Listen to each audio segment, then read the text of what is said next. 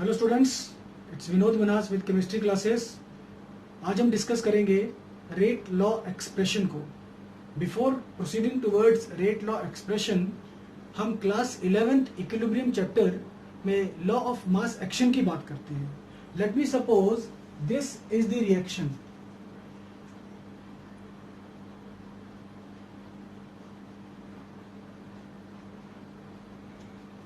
इस रिएक्शन के लिए according to law of mass action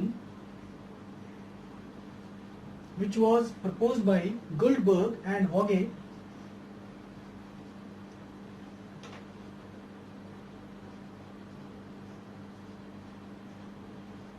गुल्डबर्ग and Waage ने इस लॉ को दिया था। इस लॉ के accordingly rate is going to be proportional to molar concentration of A raise to the power small a, जो कि कोफिशिएंट है, into molar concentration of b raise to the power of b which is the coefficient of capital B. So capital A and capital B are the reactants, whereas small a and small b are the coefficients of the reactants. तो according to law of mass action, rate is proportional to, rate directly depend करता है molar concentration of A raised to the power coefficient multiplied with molar concentration of B raised to the power coefficient. So this is your law of mass action. Let me take an example. NO2 plus CO giving me NO plus CO2. According to law of mass action, इस reaction के लिए rate of reaction depend करेगा NO2 concentration into CO concentration. इन दोनों पे depend करेगा according to law of mass action. पर क्या वाकई भी रेट NO2 की 1 कंसंट्रेशन पे और CO की भी 1 कंसंट्रेशन पर ही डिपेंड करता है? इट हैज बीन ऑब्जर्व्ड कि ये जो आपका रिएक्शन है, ये रिएक्शन 2 स्टेप है।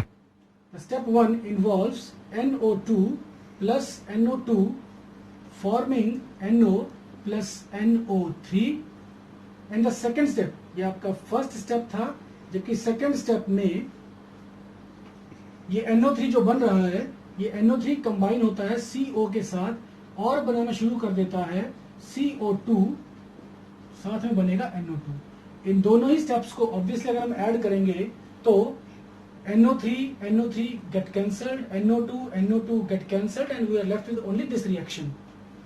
Both these steps are involved in the reaction.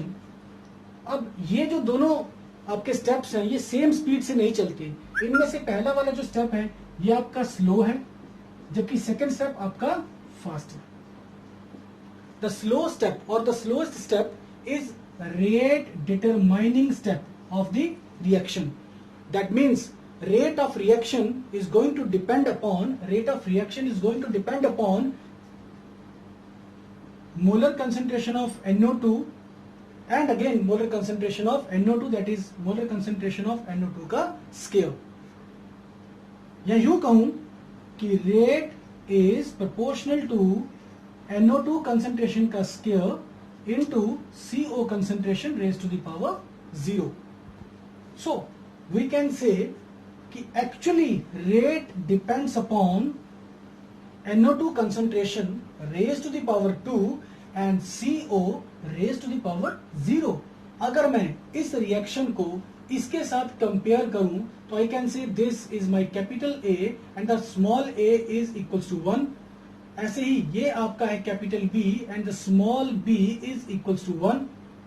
So we can say according to law of mass action ये इक्वेशन है, लेकिन एक्चुअली जो आपकी इक्वेशन बन रही है वो है ये rate is proportional to A raised to the power alpha into B raised to the power beta.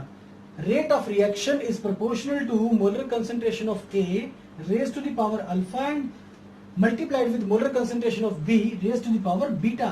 That means rate of reaction may or may not depend upon the coefficients A and B. हमने देखा था according to law of mass action, हमने क्या देखा कि rate is proportional to molar concentration of A raise to the power A, but actually it is not so.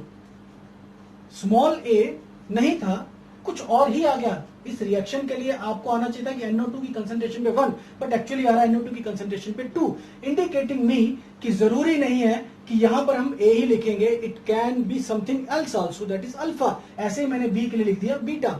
So this is the actual expression, and this actual expression is called your rate law expression.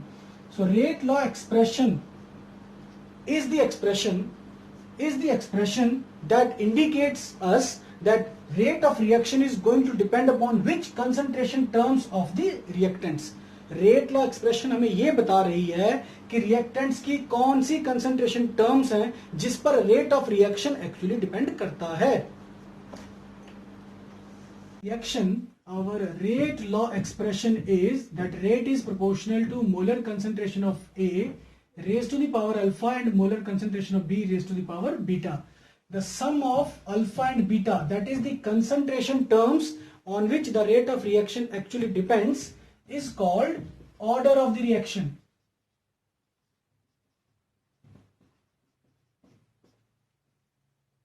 अगर मैं proportionality के sign को remove करूं तो rate आ जाएगा K into molar concentration of A raise to power alpha into molar concentration of B raise to power beta.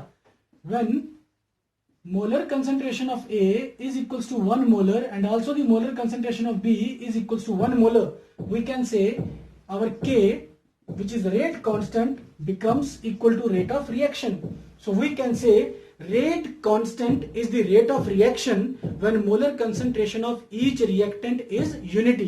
जब हर एक reactant की molar concentration unity होगी उस समय जो भी rate of reaction होगा that is called as rate constant. So rate constant is K. This is your rate constant. The other names of rate constants are velocity constant and specific reaction rate. There are some characteristics of the rate constant. The first characteristic is, rate constant का पहला characteristic है कि rate constant is the measure of rate of reaction, that is greater the value of rate constant greater will be the rate of reaction. The second characteristic is that for a particular reaction the rate constant value changes with change in temperature. Thirdly, for different reactions at the same temperature the value of rate constant changes. Fourth, the initial concentration has no effect on the value of rate constant. And lastly, the units of rate constant depends upon the order of reaction. Thanks for watching the video.